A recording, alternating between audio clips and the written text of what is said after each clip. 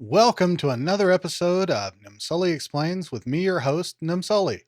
In this episode, we'll take the character sheet we created last episode and add a token to it. But before we do that, please take a minute and if you like what I'm doing, subscribe to the content, ring the bell so that you'll get notified of new episodes. Leave me a comment telling me what you're wanting us to do in the future and what you would like to see from this channel, and share with your friends so that they can learn along with us. Thanks, and let's get started. Last episode, we went in as a game master and created a character sheet. We then changed to player mode and, using Charactermancer, created a character. Now, this episode, I will show you how to add a token to the character sheet. Now, note we switched back to being a game master this time because you can't do this as a player. You just don't have that option to add a token to the sheet.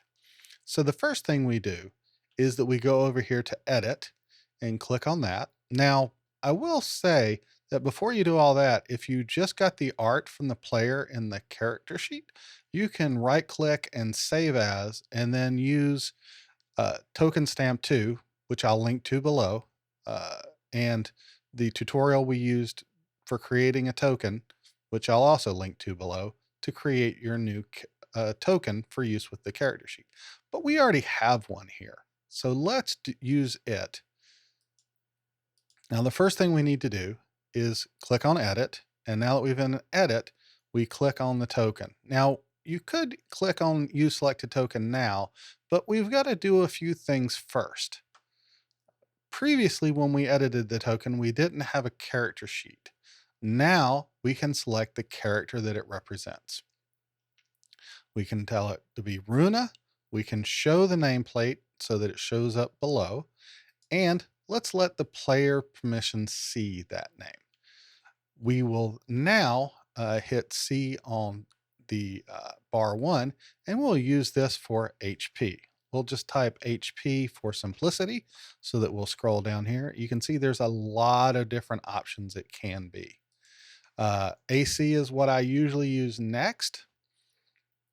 And then bar 3 I use for passive wisdom, which is equivalent to D&D's 5th edition's passive perception. And then that way we can see it all here. Now we only show the bar for the HP. And that way you can use it to track the hit points on a character. You can change where it's located below, above. You can give it an aura. I usually use this for area of effects around a player. You could also use it for spell effects if you give someone a fireball token, for instance. And Paladin's aura would be really great for this. You have a panel for GM notes if you have one that you need for the token. And dynamic lighting, we will give the token vision. Now, say this was an elf. It's not, but we'll say that it is. We'll give them night vision. And then be sure to use the night vision effects of dimming. That way it'll replicate the DMG recommended effects. And then 60 feet, unless, of course, your character has 90, 120, or even 300 feet. You can limit their field of vision. You can emit bright light. Say you've got a token that has a torch or a sword. They can do low light so that you can do dimming as effects go further out. We'll cover this more later, but I just wanted to show you these settings. We'll hit save on this. And then now that you still have the token selected, you'll use selected token and then you'll save. Now, the next thing I like to do is test. So we're going to close the character sheet. We're going to delete the token that's on the map, and then we will drag the Runa icon out onto the map and let go. Grab the name. If you notice when I hover over it, there's these little hamburger menu here. Don't grab the hamburger menu. That's for adjusting the order on the journal tab, but not for dragging it to the play area, the map. And there you go.